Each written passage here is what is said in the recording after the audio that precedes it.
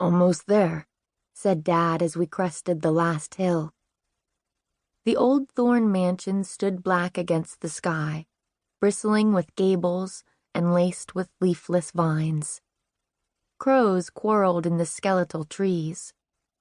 I couldn't see the ocean, but I smelled its salt.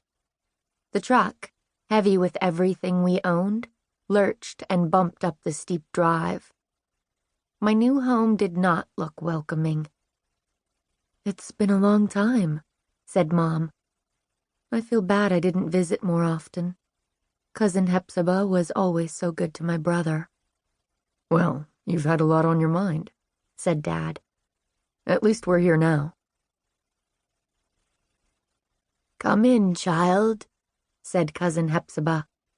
She was sitting in a wooden chair by the window. Pale daylight slanted down over her, making gray streaks in the air. I hadn't seen her in years, not since before my sister got sick. But she looked just the same, straight and thin and pale, like a birch tree. She had her white hair pulled back from her face, but her eyebrows were still black. The dark horizontal stripes made her look even more birch-like. Underneath them, her eyes were sky blue. "You must be Hepzibah," she said, "the one they call Kitty." "What? No, Kitty is—" I couldn't say it. "Of course," she said after a moment. Despite her age, her voice was strong and low. "Forgive me. I remember now. Kitty is the redhead. You're Susanna. They call you Sukie, don't they?" I nodded. Did she know Kitty was dead? Evidently yes, because she went on. "There's always been a Hepzibah in this house, but now it seems I'm the only one living. Come closer so I can see you." I stepped forward into the gray light. Taking my hand, she studied my face. Her fingers were cold, thin, and hard. They caught me as tight as a blackberry vine when it tangles your sleeve. "You have the thorn look," she said. "You favor my Aunt Hepzibah. It's good to see her chin again." "Yes, I look like Mom," I said. "Kitty looked like Dad." Cousin Hepzibah nodded. "I've given you the tower room, second door to the left and up the stairs. I would show you myself, but those stairs keep getting steeper. I hope you'll find it comfortable."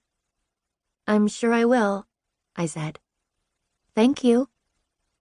The wind in the branches outside gave a long moan. "That won't disturb you, will it?" Cousin Hepzibah asked, then shook her head. "No, of course not. Nothing in this house would threaten a thorn. If you're cold, draw the curtains. The window frames could use some caulking, but the curtains are nice and thick." "I could fix that," I said. "I've helped Dad lots of times." Cousin Hepzibah smiled and squeezed my hand. "I'm glad you're here." When Kitty died, I thought things couldn't get any worse. But they did. Mom had left her job at East Harbor Middle School to take care of Kitty, and she couldn't find a new one. All the schools had hiring freezes, and business was very slow for Dad, too.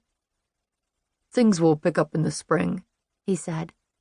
"They always do." Except that year they didn't. Nobody wanted new houses built.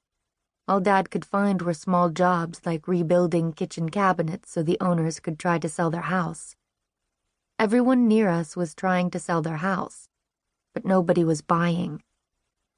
The next spring, things didn't pick up either. Mom found a part-time job working at the Easy Mart, and Dad did whatever small jobs he could. I would hear them talking in the kitchen when they thought I was asleep.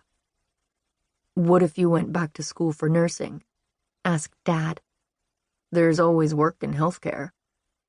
"I don't think I could," said Mom.